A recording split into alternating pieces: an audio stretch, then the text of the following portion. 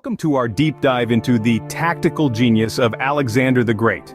Today we'll embark on a historical journey tracing the footsteps of a man who, by the age of 30, had created one of the largest empires in the ancient world. We'll dissect the strategies and tactics that made him a military prodigy, setting the stage for some of the most epic battles in history. Here's what we'll be exploring today. First, we'll revisit the Siege of Tyre, where Alexander's audacious plan and relentless offense set a new benchmark for siege warfare. Then, we'll move to the Battle of Gaugamela, showcasing Alexander's strategic brilliance and hands-on leadership. We'll delve into the importance of well-provisioned troops and swift action to protect supply lines, a key aspect of Alexander's logistic excellence. Next, we'll explore Alexander's mastery of psychological warfare, using fear and respect as potent weapons to secure his empire. We'll then delve into the legacy of Alexander the Great, understanding how his mastery of warfare tactics has had a lasting impact on military strategies. Lastly, we'll see how Alexander's tactics continue to influence modern military, proving the enduring influence of his genius on the battlefield. So, let's dive in and explore the military genius of Alexander the Great, a man whose strategies continue to resonate on battlefields even today. Picture this. The year 332 BC. A seemingly impregnable island city and a young, ambitious conqueror. This is the Siege of Tyre, one of Alexander the Great's most impressive battles. Imagine a city, not just any city, but the ancient city of Tyre. A jewel in the Mediterranean, a fortress on an island, a challenge that would make many a conqueror think twice. Not Alexander. Unfazed by the daunting task at hand, he saw Tyre not as an obstacle, but as a strategic necessity, a stepping stone on his path to conquering Persia. So, how do you conquer an island city? Alexander's answer was as audacious as it was ingenious. He decided to build a causeway, a land bridge, extending from the mainland to the island city.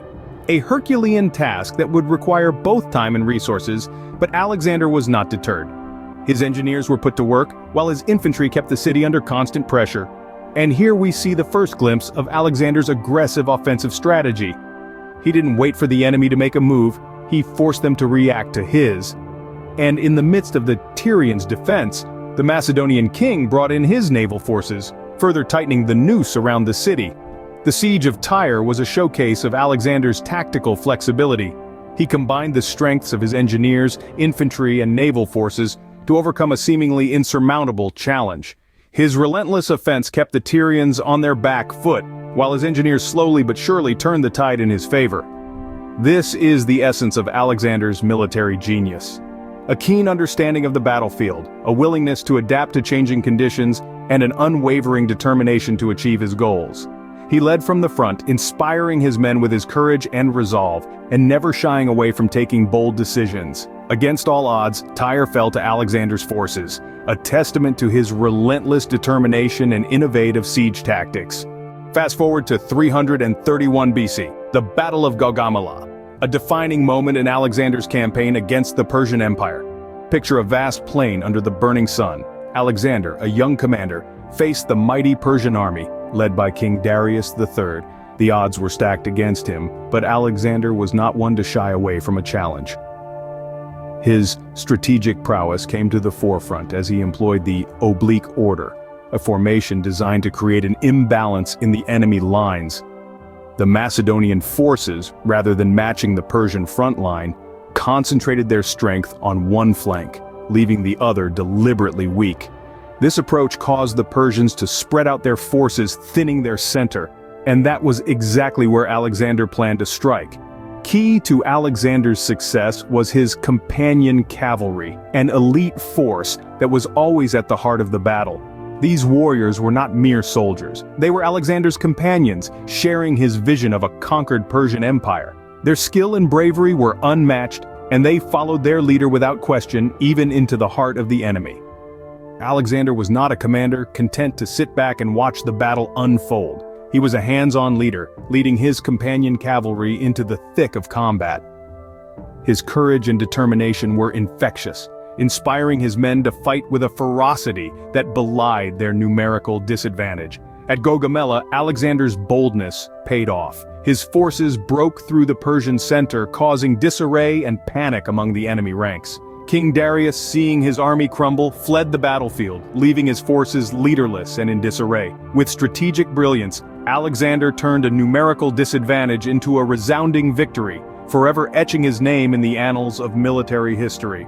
This was not just a battle. It was a masterclass in military strategy, showcasing the innovative tactics, strategic flexibility, and bold leadership of one of history's most renowned military leaders, Alexander the Great. Wars aren't won merely by the sword, but by the stomach. Alexander understood this all too well.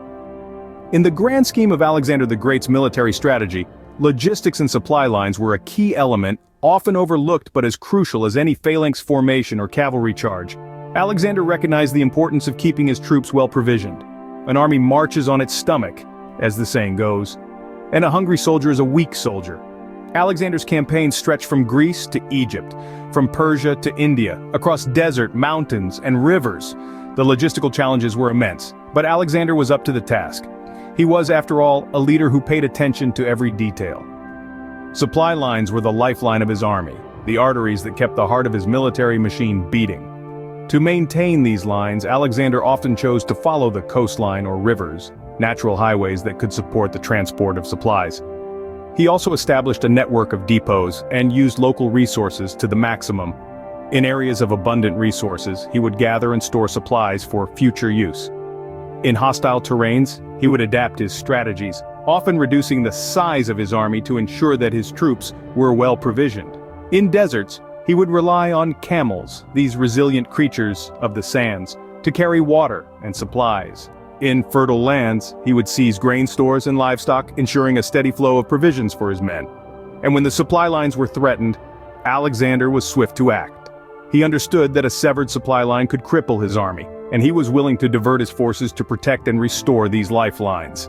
In the end, it was Alexander's attentiveness to logistics and supplies that sustained his army, allowing for his relentless march across continents. It was not just his tactical genius or his leadership skills, but his understanding of the importance of provisions and the ability to adapt his logistics based on the terrain and local resources that set him apart. Because, in the world of warfare, the stomach is as important as the sword.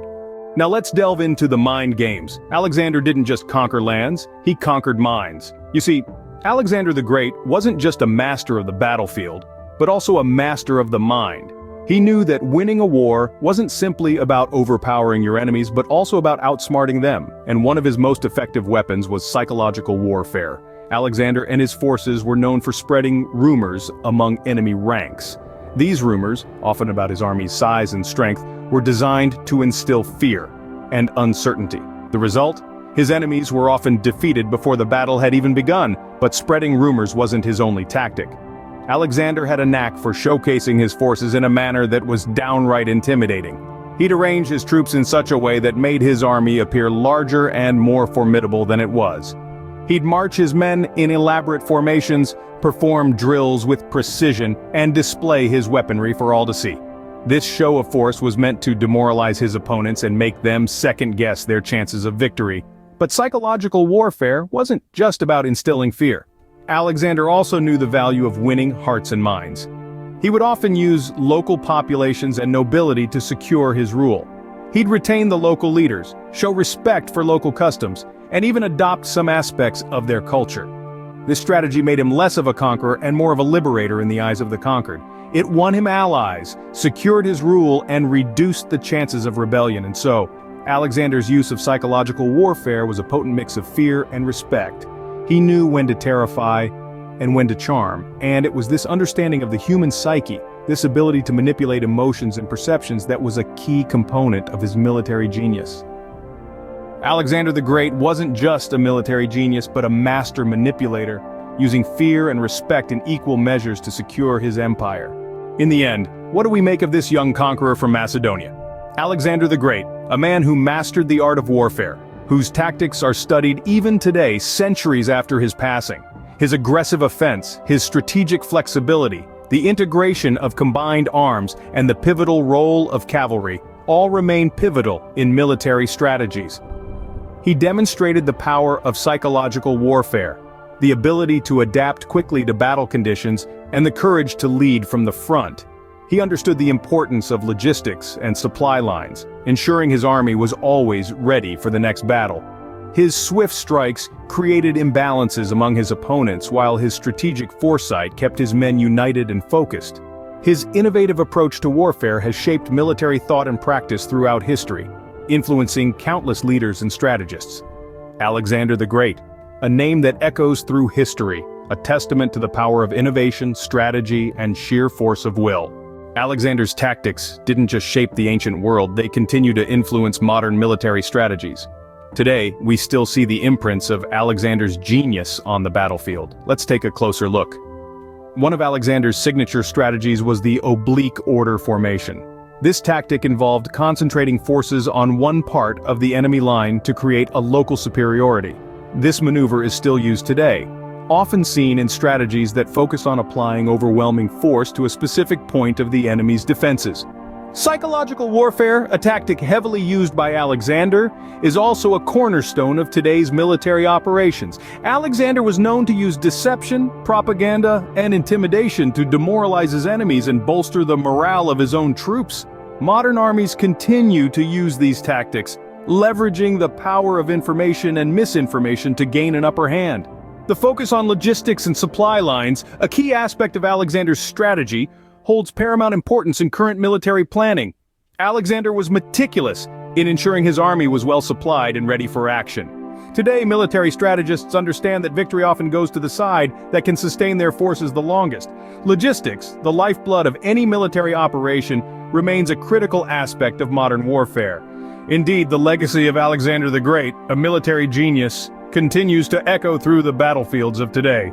His innovative and strategic approach to warfare has shaped the way we fight wars, proving that his tactics are timeless, enduring through the centuries.